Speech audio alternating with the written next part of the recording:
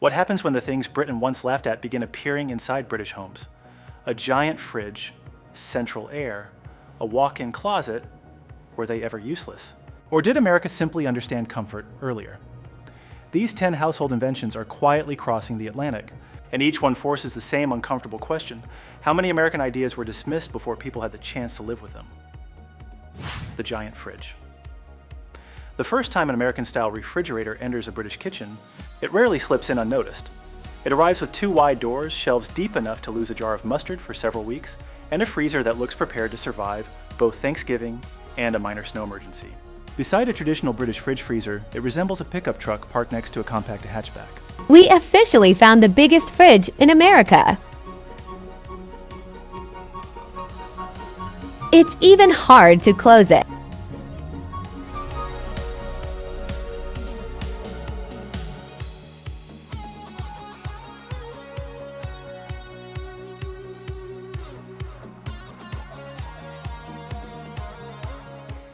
A full-time job, and it's extremely time-consuming, and it's not as easy as it may appear to some people. That size was once easy to mock. In Britain, especially in older homes across London, Bristol, Edinburgh, and Manchester, kitchens were often built around narrower appliances and more frequent shopping trips. A standard fridge freezer might offer roughly 250 to 350 liters of storage, while many American-style models provide 500 liters or more. From a British point of view, the American version could appear to be storing food for people who had somehow forgotten supermarkets still existed. Yet the refrigerator reveals something deeper about American domestic culture. It is less about showing off and more about removing friction from the week. American families often shop with several days ahead in mind. Larger packages, frozen meals, gallon-sized drinks, meal preparation, leftovers, school lunches, and weekend gatherings all need somewhere to go. The refrigerator therefore behaves less like a cupboard and more like a household supply station. It supports the idea that home should be ready before life becomes busy, rather than forcing people to visit a shop every time the milk runs low. That difference becomes addictive surprisingly quickly. Once there is enough room to place a casserole dish flat, instead of balancing it on top of 3 yogurt cups, the smaller system begins to feel like a game show challenge. Nobody wants to spend Tuesday evening rearranging pickles, butter, and half an onion just to make space for tomorrow's dinner. British shopping habits have also changed. Online grocery deliveries, warehouse-style buying, frozen food, batch cooking, and larger weekly shops have made extra refrigerator space far more useful than it appeared 20 years ago. American-style models are now common enough in British appliance stores that they no longer look like strange imports from a television sitcom. They look like something a busy family might genuinely use. The real charm lies in the feeling of readiness. Open those broad doors and everything is visible. Vegetables have room to breathe. Drinks stand upright. Leftovers are not buried behind a wall of tiny containers, and the birthday cake no longer has to negotiate a peace treaty with the milk. Of course, the American refrigerator still has a sense of theater. Some models produce ice, filtered water, and enough interior light to make a midnight snack feel like opening a department store. Yet beneath all that shine is a very practical American belief. Convenience should be built into the home before anyone desperately needs it. This is why the appliance can become so difficult to give up. After living with enough space for an entire week's food, returning to a narrow refrigerator feels like moving from a pantry into a carry-on suitcase. The British once saw an oversized box. Increasingly, they are seeing what Americans understood all along: extra room is not wasteful when it gives people more time, fewer errands, and one less daily problem to solve. Icemaker magic. Some household habits reveal a country more clearly than any flag, monument, or national slogan, and America's relationship with ice may be the funniest example of all. In a typical American kitchen, ice is treated less like a luxury and more like running water with better timing. A glass appears, a lever is pressed, and a small avalanche arrives before anyone has finished deciding what to drink. Also, I think one of the best things about America so far is something so small, but it's this. That might not sound a lot to an American, but as a Brit or as a European, seeing ice machines in every hotel and every restaurant having free refills is unbelievable to us. So yeah, absolutely love that.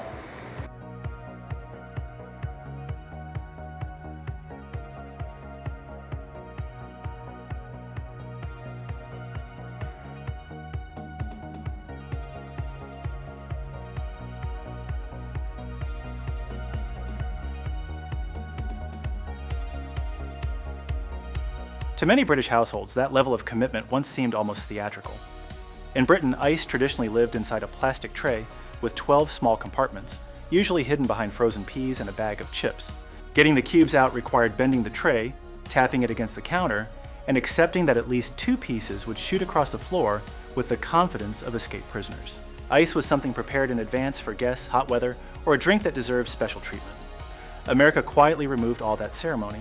An automatic ice maker turns a minor household task into something so effortless that people stop thinking about it entirely. That is where the habit becomes difficult to give up. The machine keeps producing cubes in the background, fills its own storage bin, and waits patiently for the next glass. It does not ask whether someone remembered to refill the tray last night.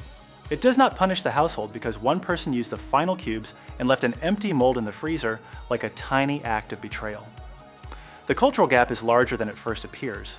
British pubs and restaurants have long tended to serve drinks with less ice than American establishments, partly because colder drinks were never as deeply built into everyday dining culture.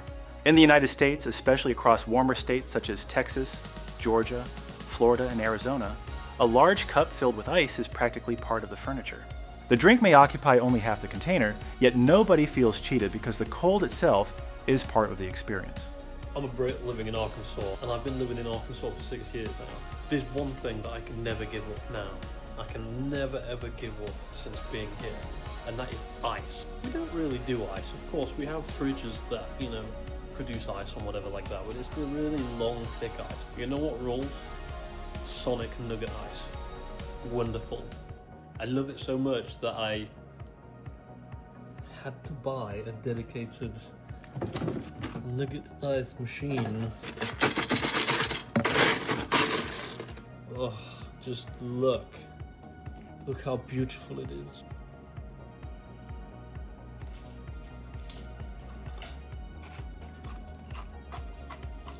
That's just so good. You guys need to grab one of these if you don't already.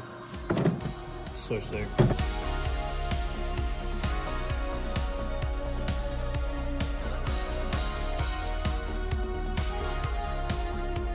American-style refrigerators commonly produce several pounds of ice per day, depending on the model, which sounds excessive until a family hosts a barbecue, fills travel cups before a road trip, blends smoothies, or makes iced coffee throughout the week.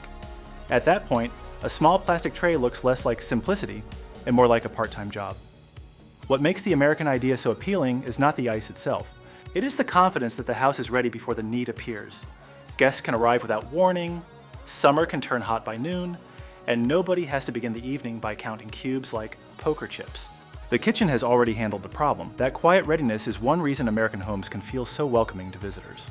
Convenience is often woven into the background, where it removes small moments of hesitation. The refrigerator offers cold water. The freezer produces ice. The cup is filled in seconds. Nobody delivers a speech about hospitality because the appliance has already done the opening act. Britain's climate remains cooler, and many people will always prefer fewer cubes in their drinks. Yet iced coffee, home cocktails, smoothies, garden parties, and warmer summer spells have made built-in ice makers more attractive than they once were. American-style fridge freezers with water and ice dispensers are now familiar sights in major British appliance stores, especially among families renovating larger kitchens. The humor lies in how quickly judgment can disappear. A person may spend years saying that nobody needs endless ice, then live with the machine for 1 month and suddenly regard a manual tray as an object from the age of candlelight. Convenience rarely announces that it has won. It simply waits until someone reaches for a cold drink and realizes they never want to twist frozen plastic again. America did not make ice more necessary. It made getting ice feel beautifully unnecessary. Central air conditioning. A British summer can turn one upstairs bedroom into a slow cooker with curtains, yet the traditional emergency plan has often involved 1 portable fan, 2 open windows, and a quiet belief that the heat will eventually become embarrassed and leave. American homes developed a less patient answer: cool the entire building before anyone starts negotiating with the weather. Have you ever had such good AC, that it tricks you about what the outside weather is actually like? Like, I'm currently in Texas right now, and it's like 35 degrees Celsius or like 90 plus Fahrenheit, And in my head I thought, that's a little box, bro. There's no way it's that hot outside. And I stepped outside and I thought, fuck yeah, it's absolutely boiling outside. It's like I saw the number of how hot it was, I just didn't believe it because it was just so cool in the house. And I think it's because, in the UK, like, some houses aren't built great. So, like, it's warm inside and then warm outside. Because it was so cold inside, I thought, there's no way it could be that hot. And I stepped, I was like, oh shit, okay. Because you know how most houses don't have a built-in AC, so I just assumed that in my head as well, but I forget Americans do have good AC. So yeah, that messed me up. All right, so Americans are learning that the British people don't have AC in their homes. Okay, now I don't know if that's 100% of the whole country of England, but most people don't have AC in their houses, right? Now, where the confusion lies for me is I see British people talking about AC as if they've never experienced AC in their lives. So my question is this: in England, is there not AC in hotels? Is there not AC in your cars? Like, is AC really just non-existent over there? That's where I'm confused. And I'm really confused because even in the dirt poor area in Mexico, my aunt, maybe not dirt poor, my aunt has an AC unit. It's detachable, right? They hung it up in like the kitchen, and it cools her whole house. Why don't the people in England have that? I'm just confused about that. I didn't know, so I don't know all the facts. Central air conditioning once looked almost comically unnecessary from the other side of the Atlantic. In cities such as London, Manchester, and Birmingham, older houses were built to hold warmth through damp winters, while mild summers rarely justified installing ducts through every room. In much of the United States, however, summer is not a pleasant visitor.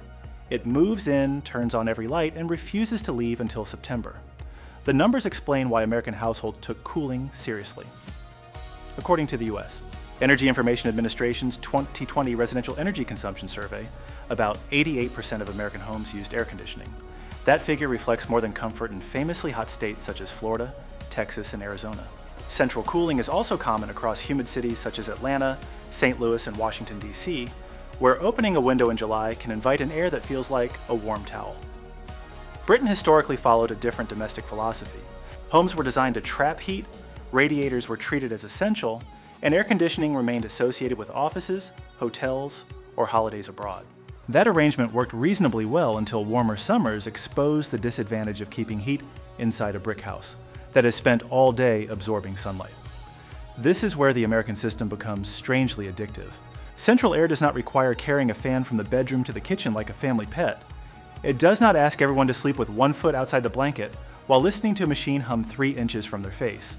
A thermostat quietly manages the entire house, allowing dinner, work, sleep, and family life to continue without every conversation beginning with a complaint about the temperature.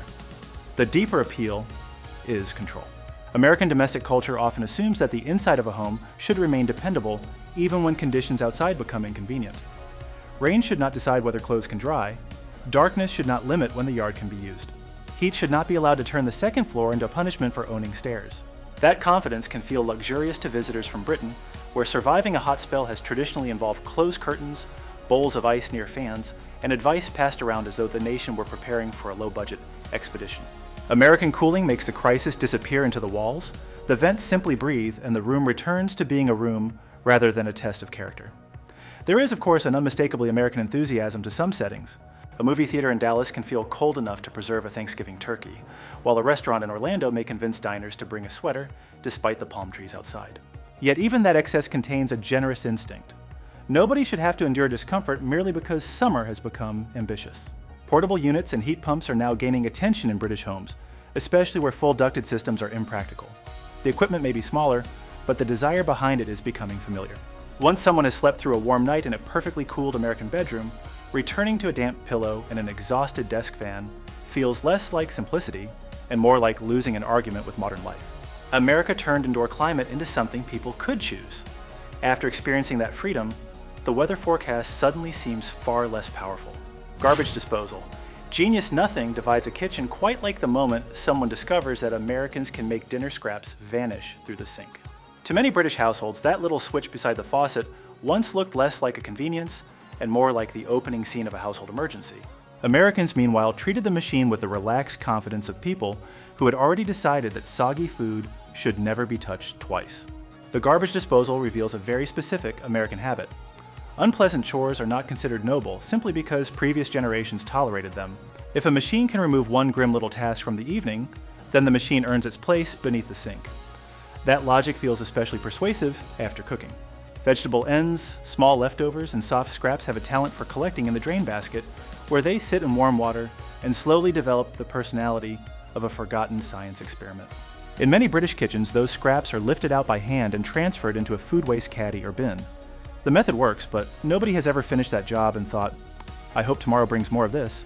An American disposal changes the rhythm. Suitable scraps go down the drain, cold water runs, the motor growls for a few seconds, and the sink is clear again. The noise may resemble a lawnmower having a private disagreement with a spoon, but the result is wonderfully simple. Cleanup ends faster, odors have less time to develop, and the kitchen returns to normal before dessert has been fully discussed. That speed explains why the device becomes so easy to love. The real luxury is not avoiding 5 seconds of effort, it is removing a repeated moment of disgust from everyday life. Americans are particularly good at spotting these tiny points of friction. The garage door opens without leaving the car. The dishwasher handles the plates, and the sink quietly deals with the soft remains of dinner. The house behaves like a helpful teammate instead of a building that keeps assigning homework. Food waste is not a minor issue either. The U.S.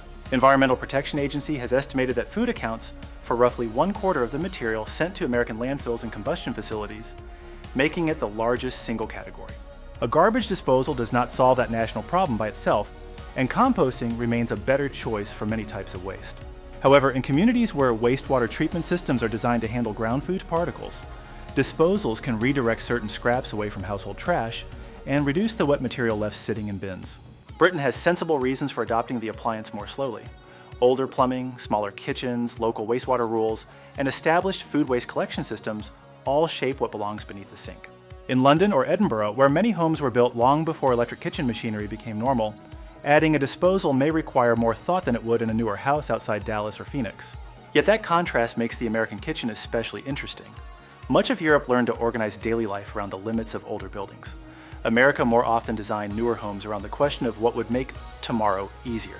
The garbage disposal is a tiny example, hidden in a cabinet where nobody can admire it, but that almost makes the idea more charming. It was not created for display. It exists solely to make one annoying part of life disappear. Naturally, the machine has rules. It is not a hungry metal monster prepared to swallow bones, grease, utensils, and every culinary mistake made since breakfast. Used properly, it handles appropriate scraps and leaves the more troublesome materials for compost or the bin. The American genius lies in knowing exactly which inconvenience the tool should remove without asking it to run the entire kitchen. Once someone becomes accustomed to rinsing a plate and finishing the cleanup immediately, returning to a drain basket full of damp leftovers feels surprisingly old-fashioned. The British once saw a noisy gadget hiding under the sink. Americans saw 5 unpleasant minutes they would never have to spend again. That may be the most American household idea of all. Life is already busy enough, so the potato peelings do not deserve a second appointment. Kitchen island takeover. A kitchen island does something unusual the moment it appears in an American home. It quietly steals the job of every other table. Breakfast lands there, grocery bags pile up there, children spread homework across it, guests lean against it, and somebody inevitably leaves one set of keys directly in the middle as though claiming new territory. To British eyes, especially in older terraced homes around London, Leeds, or Brighton, placing a large block of cabinetry in the center of a kitchen once seemed wonderfully American and slightly absurd. British kitchens often had to protect every inch of walking space, while the American version appeared to fill that space deliberately. It was like watching someone find an empty parking spot and build a diner counter on it. Yet the appeal of the island has very little to do with extra countertop alone. Its real power is social. Many traditional European kitchens were designed as working rooms, separated from dining and living areas by walls and doors. The cook prepared food, brought it out, then returned to clean up. American open-plan homes softened those boundaries. The person making dinner could still hear the conversation, watch the children, pour drinks for guests, and remain part of the evening rather than disappearing behind a door with a saucepan. The island became the stage where that new kind of family life happened. A standard American counter is usually about 36 inches high, which places the work surface near waist level for most adults. Add stools on one side, storage underneath, and a generous aisle around it, and the kitchen suddenly supports several activities without feeling like a crowded train platform. One person can chop vegetables while another eats breakfast, charges a phone, or explains why a school project somehow requires glue at 10 o'clock at night. That flexibility is what makes the feature surprisingly difficult to give up. A dining table expects everyone to sit properly. A kitchen island makes no such demands. It welcomes quick meals, unfinished conversations, open laptops, grocery sorting, birthday cakes, and the kind of late-night snack nobody wishes to classify as a meal. American homes have long understood that daily life rarely happens in neat categories. Cooking overlaps with parenting. Eating overlaps with work. Entertaining overlaps with cleaning because guests always gather in the kitchen regardless of how carefully the living room was prepared. The island does not fight that chaos. It gives the chaos a countertop. This is why the design has begun appearing more often in British renovations, particularly in extended homes and open-plan conversions. In London and Bristol, where older properties are frequently open toward rear gardens, the island often becomes the visual anchor between the original house and the new kitchen space. It may be narrower than the enormous versions found in Texas or suburban Ohio, but the idea remains unmistakably American. The kitchen should invite people inward rather than sending them elsewhere. There's also a subtle emotional difference. A closed kitchen can make cooking feel like a task performed for the family. An island allows it to become something done with the family nearby. Nobody needs to formally help. Their presence is enough.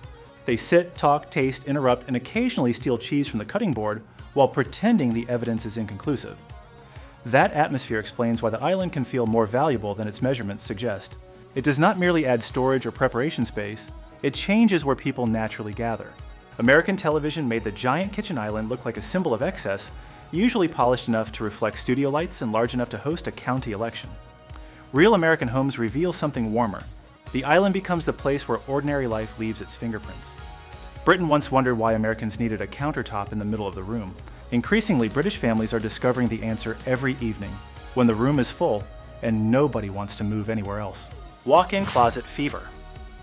There's a moment inside many American bedrooms when the room appears to end. Then another door opens and somehow the house continues. Behind it sits a space devoted entirely to clothes, shoes, luggage, and the optimistic belief that every jacket will eventually be worn again.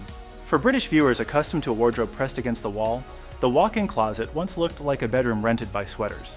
The easiest explanation would be that American homes are larger, but size alone misses the more interesting point. The walk-in closet reflects how Americans separate rest from storage. A bedroom is expected to feel calm, open, and comfortable, while the visual noise of boxes, hanging clothes, suitcases, and laundry is moved behind a door. The result can make an ordinary room feel more peaceful without requiring anyone to own fewer things. That idea lands differently in Britain, where older homes in London, Bath, Edinburgh, and York often contain awkward corners, chimney breasts, narrow staircases, and bedrooms planned long before people owned 20 pairs of shoes. A freestanding wardrobe has traditionally solved the problem by occupying part of the room, sometimes with the quiet authority of an additional tenant. Open its doors too quickly, and the bed may need to negotiate access. American suburban housing developed under very different conditions. According to the US Census Bureau, the median size of a newly completed single-family home in 2022 was about 2,199 square feet. That amount of space allows storage to become architecture rather than furniture. Instead of buying another cabinet, builders can place an entire storage zone behind the wall. The addictive part has surprisingly little to do with luxury. It comes from being able to see everything at once. A conventional wardrobe stores clothes in layers. The useful shirt is usually behind the shirt nobody remembers buying, while one shoe has formed a separate government at the back. Inside a walk-in closet, clothing can be arranged by type, season, or color without requiring the organizational skill of a Navy supply officer. People can step inside, choose an outfit, and leave the bedroom untouched by the process. That small change affects the rhythm of every morning. There is room to dress without opening drawers across the bed, move laundry without building a temporary mountain on a chair, and store suitcases without balancing them above someone's head like carry-on luggage during turbulence. The closet absorbs the mess before it spreads. British homeowners have begun borrowing the idea in a distinctly British way. The enormous celebrity-style dressing room may remain unrealistic, but box bedrooms, unused alcoves, loft corners, and spaces beside ensuite bathrooms are increasingly converted into compact walk-in wardrobes. Some are barely wide enough for one person to turn around politely, yet they still deliver the main benefit. Belongings receive a home of their own. This is where American design often wins people over. It does not always demand that life become tidier through discipline. Sometimes it changes the house so tidiness becomes easier. A walk-in closet can also reduce the need for bulky furniture, making the bedroom feel larger even after part of the floor plan has been given to storage. That sounds contradictory until the wardrobes disappear, the walls become clearer, and the bed no longer looks trapped between two wooden cliffs. The room begins to breathe. Naturally, America can take the concept to impressive lengths. Some closets contain islands, mirrors, seating, and lighting bright enough to conduct a department store inspection. A British version may contain 3 rails and a person holding their breath while closing the door. The emotional effect, however, is remarkably similar. The feature once looked like proof that Americans had too much space and too many clothes. Now it is increasingly recognized as a clever answer to a universal household problem.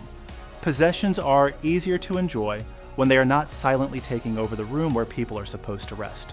After living with a closet that can swallow luggage, coats, shoes, and laundry baskets without complaint, Returning to a single wardrobe feels like asking a phone booth to manage airport baggage. America simply gave clutter its own address, and that may be why the bedroom feels so much more like home. Top loader temptation. The American top-loading washer has always looked as though it expects trouble. Its lid opens upward, its drum is broad, and its proportions suggest that an ordinary Tuesday may suddenly involve 6 towels, 2 blankets, a baseball uniform, and something the dog dragged through the yard.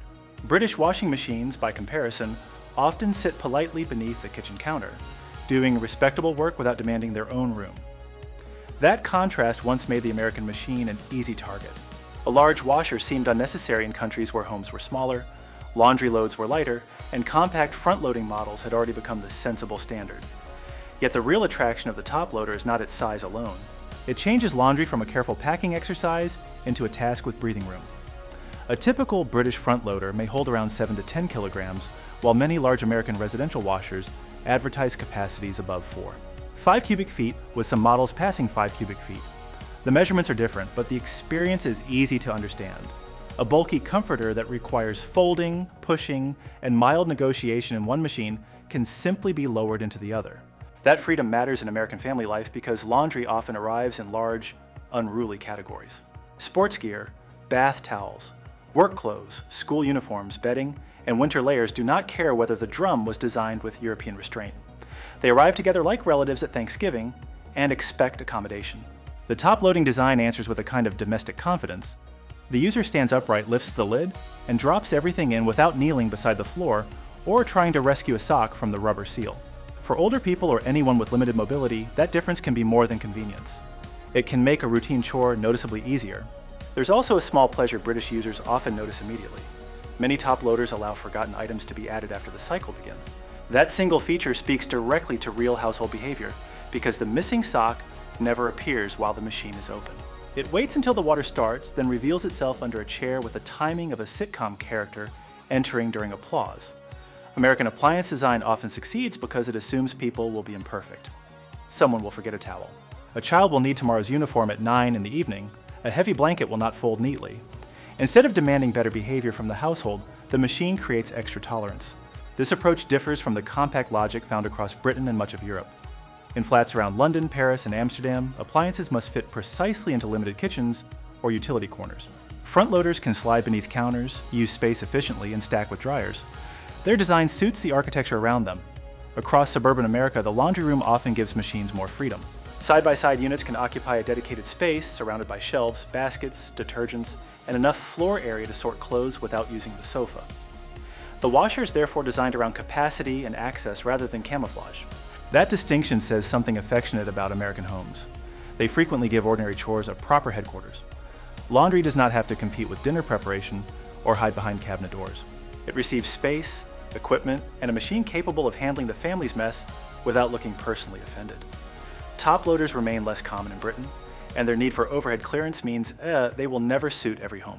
Still, interest in high-capacity machines has grown as households wash larger bedding, heavier fabrics, and more clothing at once. Utility rooms, garages, and expanded kitchens have also created places where the American format can finally make sense. The addictive quality arrives during the first difficult load. Once a king-size duvet drops into the drum without being compressed into the shape of a carry-on bag, the machine stops looking oversized. It begins to look honest. The British washer asks laundry to fit the home. The American top loader asks the home to make life easier, then leaves enough room for one more towel. Perhaps the most revealing thing about these American household inventions is how quickly unnecessary becomes indispensable once life gets easier.